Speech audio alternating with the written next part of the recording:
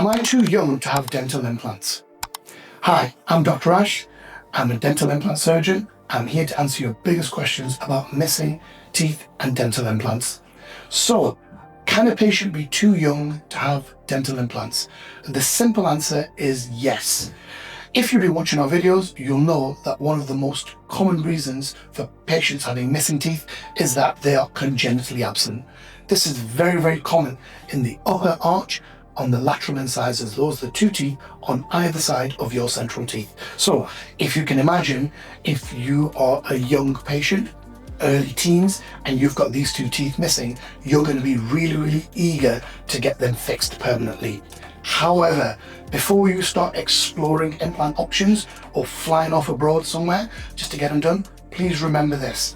There is kind of an age limit. Now, this isn't a hard rule. However, as a general feeling, if you are a female, I would avoid having any kind of dental implant treatment until you are at least 22, maybe 23 years old. If you're a male, a little bit older, 25, 26. So what's the reason for this? The main thing is the maturation of your bone and your gums and their relationship together. So let's play out a scenario. Let's say you're 15 years old, you've not had these teeth since you were a young child, and you're desperate to get them filled. And somebody in their not so eternal wisdom decides to put some implants in. If you put the implants in, because the implant is fixed directly to the bone, it will not move. But the rest of your mouth, your teeth, your bone, your gums will not stop growing. So in 2, 3, 5 years time, those implants will completely be in the incorrect position in relation to how your jawbone, your gums, and everything else in your facial structure has matured.